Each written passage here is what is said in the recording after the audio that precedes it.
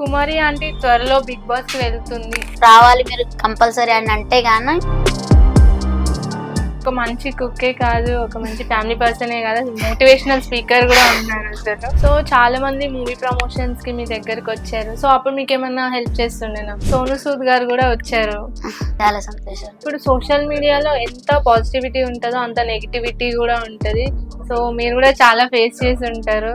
Positive ఒకటే కావాలని ఎవరూ కోరుకోకూడదు.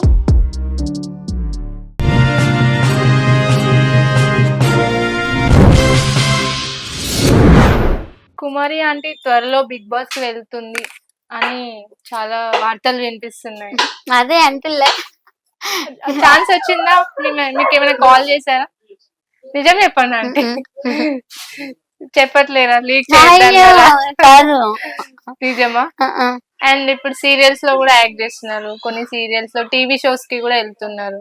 సో ఎలా ఉంది? అన్ని కూడా ఇది చేసిన ఆఫర్స్ అయితే వచ్చినాయి. కాకపోతే నాకు టైం అయితే కుదరట్లేదు. ఎందుకంటే ముందు మెయిన్ మా వారికి హెల్త్ బాగాలేదు. నా జీవితం ఇదే కదా.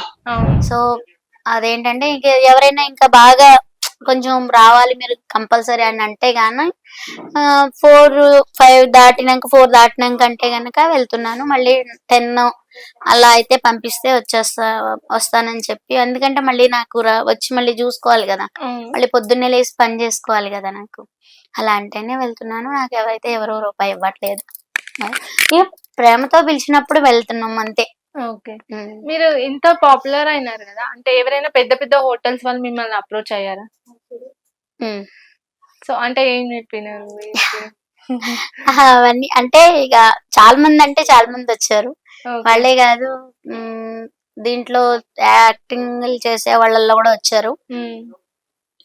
అంటే బిజినెస్ హోటల్ మీతో పెట్టిద్దామని అంటే 50-50. ఓకే. అంటే మీరే ఏమైనా పెడదామని ప్లాన్ లో ఉన్నారా ఫ్యూచర్ లో? అదే అంటున్నా కదా, మాకెప్పుడు ఆశ లేదు. సో మాకు వచ్చిన వాళ్ళందరూ కూడా అదే అంటున్నారు. ఇందాక మీరు ఎలా అన్నారు అలాగే అందరూ మమ్మల్ని అదే అంటున్నారు. మీ ఇదిలో ఎవరన్నా ఉంటే గనక ఇదిగా అంటారని. కానీ మనం ఏంటో మనకు తెలుసు. మనం నేల మీద ఉండి నిచ్చెన నింగికి వేస్తే ఎలా? సో ఎక్కేది నేను కదా, పడేది కూడా నేనే. మీకే తెలుస్తుంది కదా.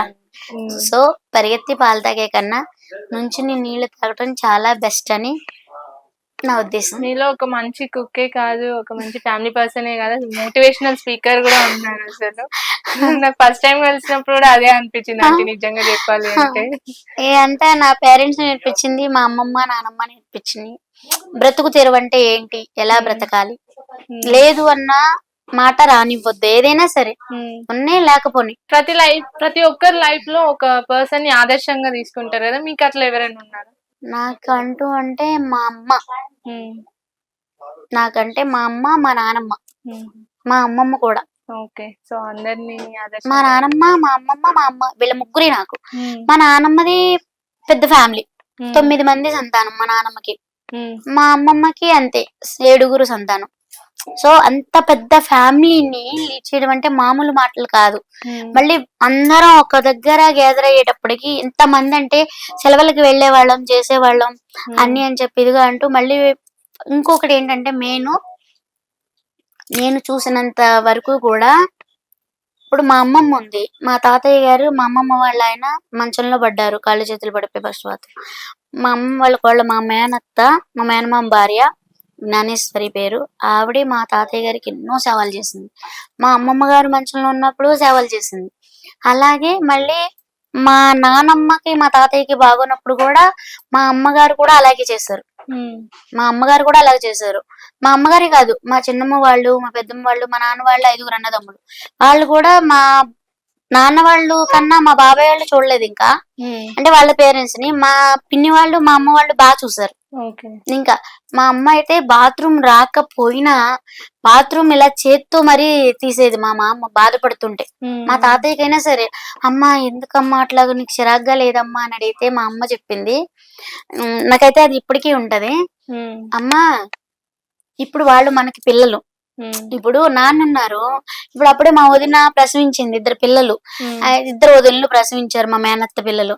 అయితే ఇప్పుడు వాళ్ళు ఉన్నారు. ఇప్పుడు వాళ్ళకి ముడ్డి కడిగి ముక్కు చీది అన్ని ఎలా చేస్తున్నారు, అవును. పిల్లలు వెళ్తున్నారు. మరి చిన్న పిల్లలని ఇది కాదు కదా.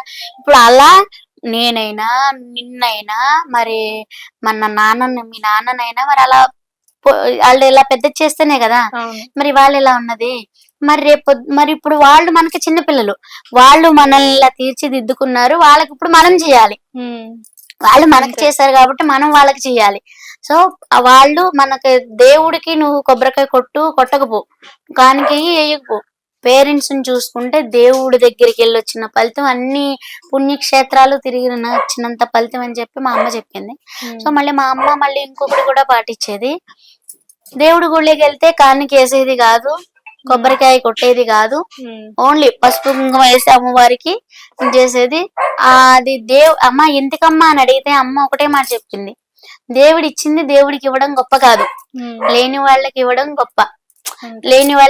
లేని వాళ్ళకి అది అందిస్తే అది దేవుడు కూడా ఆశీర్వదిస్తాడు అని చెప్పి అట్లా బయట ఉన్న అనాథలకి ఇచ్చేది ఆ డబ్బులు ఉమ్. మా అమ్మ. సో చాలా మంది మూవీ ప్రమోషన్స్ కి మీ దగ్గరకు వచ్చారు. సో అప్పుడు మీకు ఏమన్నా హెల్ప్ చేస్తుండేనా? మూవీ ప్రమోషన్స్ కి చాలా మంది ప్రమోషన్స్ కి వచ్చారు. అండ్ నిన్న సోను సూద్ గారు కూడా వచ్చారు. ఉమ్, చాలా ఎలా సంతోషం, అనిపించింది? చాలా సంతోషం అనిపించింది.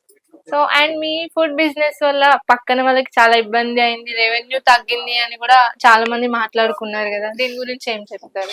జనం పెరిగారు, ఉమ్, గిరాకీలు అందరికి పెరిగింది. అందరికి పెరిగింది. సో ఇది వరకు 13 షాపులు ఉండేవి. 13 షాపులల్లా పోయి ఇప్పుడు 30 షాపుల దాకా అయినాయి. 30 షాపులల్లా పోయి ఇప్పుడు 60 షాపులు అయినాయి. ఉమ్, ఇప్పుడు ఇలా అయినాక రేవంత్ రెడ్డి గారు మళ్ళీ ఇలా స్పందించినాక ఇంకా చాలా షాపులు అయినాయి. అవును. సో అంతమంది బతుకుతున్నారు, ఇంత పబ్లిక్ రాబట్టే కదా. కాకపోతే దానికి కూడా మనం కూడా కొంచెం ఏంటంటే అంత క్రౌడ్ ఉండడం కూడా కరెక్ట్ కాదు. ఉమ్, సో నేనైతే ఎందుకంటే దాని వల్ల ఎప్పటికైనా ఇప్పుడు నిజంగానే ఒక అంబులెన్స్ వెళ్తది, ఉమ్, దాంట్లో ఒక పర్సన్ ఉంటారు, దేనికైనా అవును. సరే ఒప్పుకోవాలి. ప్రాబ్లమ్. సరే నేను ఎవరికైనా అదే చెప్తాను, నేను ఉండేది 2-3 అవర్స్ నేను ఉండేది.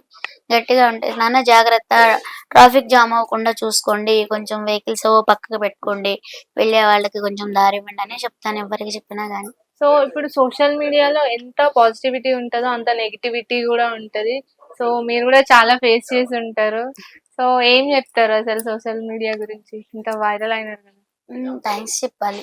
ఉమ్, ఎందుకంటే ఇప్పుడు వాళ్ళు ఎనీ టైము ఎక్కడున్నా గానీ ఒక పగలు లేదు, ఒక చీకటి లేదు, ఒక వాన లేదు, ఒక ఎండని లేదు. మరి ఎంతో కష్టపడి కదా అది చేయాలి, తీయాలి, చెయ్యాలి.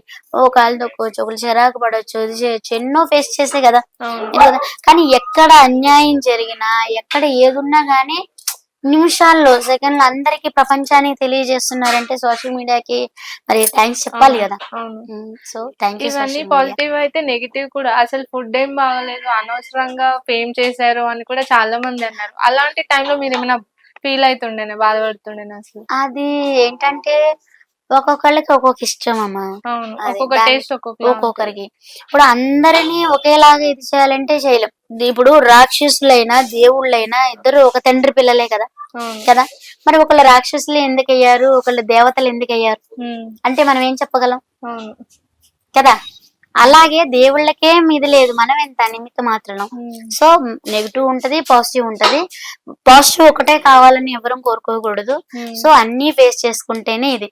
ఇప్పుడు ఉగాది పండక్కి పులుపు తీపి చేదు అన్ని ఎందుకు వేసుకుంటాం, అవును. అన్ని సంవత్సరం మొత్తం కలిపితేనే అన్ని. లైఫ్. అలాగే మన జీవితంలో ఇప్పుడు పగలు వస్తది, చీకటి వస్తది, అమావాస్య వస్తది, పౌర్ణమి వస్తది కదా. అవును. అలా మన లైఫ్ లోనే ఎన్నో చేంజెస్ జరుగుతుంటాయి. ఉమ్, మన లైఫ్ లోనే ఇప్పుడు ఎంతో మంది వస్తుంటారు, పోతుంటారు. కొన్ని స్వీట్ మెమరీస్ ఉంటాయి, కొన్ని చెప్పుకోలేని బాధలు ఉంటాయి, అన్ని ఉంటాయి కదా. ఉమ్, అలా అని అలాగే ఉండిపోతామా కదా. అవును. అలాగే ఉంటూ ఉంటాయి. ఒక్కొక్కరి మనస్తత్వం ఏంటంటే తొందరగా బయటపడిపోతారు, ఇంకొంతమంది ఏంటంటే ఓర్చుకుంటారు, ఇంకొంతమంది అంటే అన్న ఎవరు కుండు వండుకుని ఎవరు తింటే, నా పాలసీ అయితే అది కుండు వండుకుని ఎవరు తింటే వాళ్ళదే. ఉమ్, మనం అయితే ఎప్పుడు ఒకళ్ళని కించపరిచి మాట్లాడకూడదు. ఒకళ్ళకి వేలెత్తి ఒకళ్ళకి చూపిస్తే మన వైపు ఎన్ని వేలు చూపిస్తున్నాయి అవును. కదా, అవును. ఒకటే మనం చూపించాం కదా. సో అది మాత్రం మనం జాగ్రత్తగా చూసుకుంటే ఎప్పుడు కూడా ఒకరిని ఇవాళ మనం నోరే కదా అనేస్తుంది, మాట్లాడేస్తుంది అని చెప్పి మనం అనేస్తాం.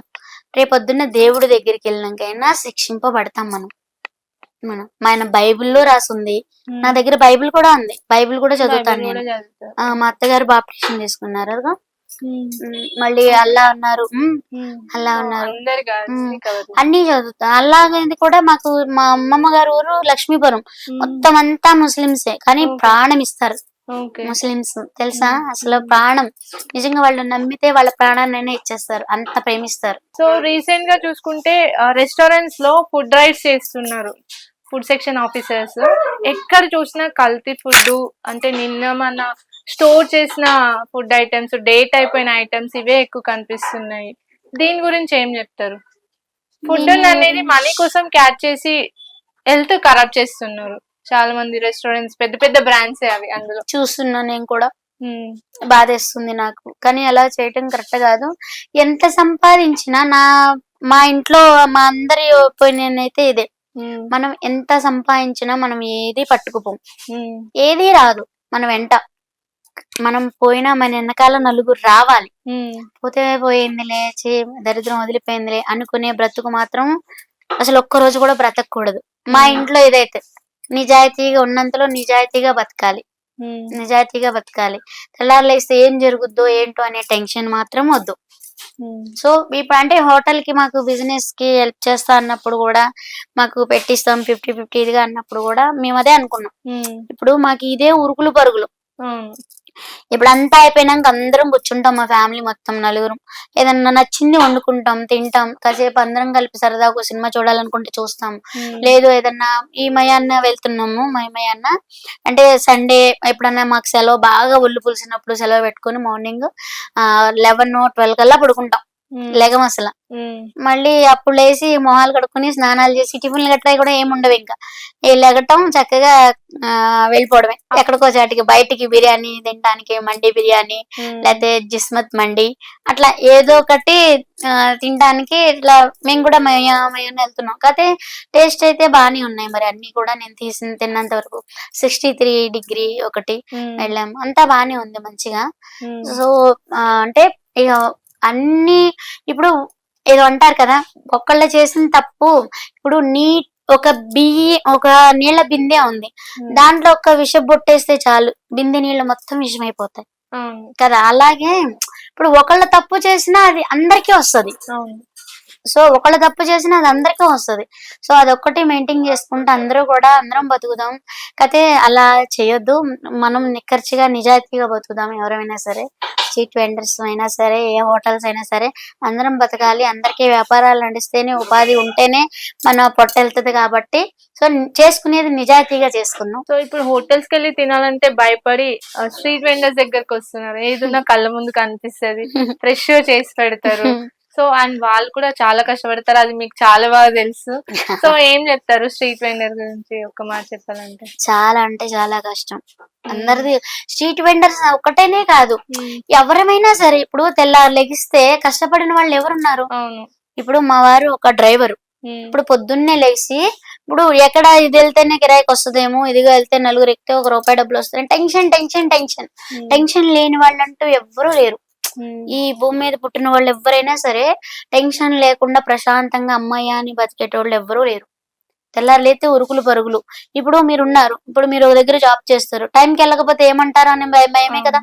ఇంట్లో ఫ్యామిలీని చూసుకోవాలి, అన్ని చూసుకోవాలి కదా, అన్ని. ఇప్పుడు మొన్న ఒక పాప వచ్చారు నా దగ్గరికి, అదే వీడియో తీయడానికి వచ్చినప్పుడు నైట్ 12:30 అయిపోయింది. అంటే నేను ఆ రోజు లేను, వచ్చేటప్పటికే 11 అయిపోయింది. అదేలే 11 అయింది. అప్పుడు దాకా కూడా పాపం తను నా కోసం వెయిట్ చేసింది. చిన్న బాబు అంట తనకి. సో వాళ్ళ హస్బెండ్ ఇంటికి మరి అన్ని, మరి బాబు ఏడుస్తాడన్న టెన్షన్ ఉంటది. అలా టెన్షన్ లేని వాళ్ళంటూ ఎవరూ లేరు, కష్టం లేని వాళ్ళంటూ కూడా ఎవరూ లేరు. సో కష్టం అనేది అందరిది ఒకటే. సో ఫైనల్ గా మా సోషల్ పోస్ట్ తరపు నుంచి ఏం చెప్పాలనుకుంటున్నారు ఈ సమాజానికి కానివ్వండి, ఉమెన్ గురించి కానివ్వండి, యూత్ కి కానివ్వండి? యూత్ కి చెప్పాలి అంటే వెరీ గుడ్, వెరీ గుడ్. కాకపోతే వాళ్ళు ఏంటంటే ఆవేశంతో కాకుండా కొంతమంది ఆవేశంతో ఉంటే అందరూ ఒకలాగా ఉంటారు కదా. అవును. ఆవేశం కాకుండా ఆలోచనతో ముందుకి అడుగు వేయాలని, మీకు భవిష్యత్తు చాలా ఉంది. ర్యాష్ డ్రైవింగ్ కొంతమంది ర్యాష్ డ్రైవింగ్ చేస్తున్నారు. ర్యాష్ డ్రైవింగ్ చేయొద్దు ప్లీజ్. ఎందుకంటే మీ పేరెంట్స్ ఉంటారు. హ్మ్. మిమ్మల్ని నమ్ముకున్న వాళ్ళు ఉంటారు. ఎవరైనా సరే కదా. అవును. కానీ రా రా ఎక్కువ స్పీడ్ డ్రైవింగ్ చేయొద్దు. సో, ఆరోగ్యాలు జాగ్రత్తగా చూసుకోండి. ఎవరైనా సరే టైంకి తినండి. టైంకి కూడా ఫుడ్ తినట్లేదు. అవును. హ్మ్. పిల్లలు సరిగ్గా తినట్లేదు. అసలు ఇంతే అన్నం తింటున్నారు. ఉమ్. ఇదివరకైతే చిన్న పిల్లలప్పుడు చక్కగా అమ్మ వాళ్ళు ఆయిపుడి వేసి పెట్టేవాళ్ళు. చక్కగా అన్నీ కూడా ఇంట్లో వేడివేడిగా అన్నీ మంచిగా అవును. మినపగారెలని, మినప వడియాలతోటి చక్కగా అన్నం వండి, సాంబార్ పెట్టుకొని, వడియాలు నంచుకొని ఇట్లా అంటే ఇంత ముద్దన్నం తినేవాళ్ళు. అవును. పెడుతుంటే మా బాబు కూడా అంతే. ముద్దలు తినిపిస్తే తింటాడు. ఇప్పుడు ఉమ్. వాళ్ళని కదా, ఇప్పుడు మా బాబాయ్ వాళ్ళ ఫ్రెండ్స్ ఉన్నారా? వాళ్ళు అంతే. ఇగ అసలు అక్కగాని ఇదిగా ఉండి ఏమీ తినరు. వాళ్ళే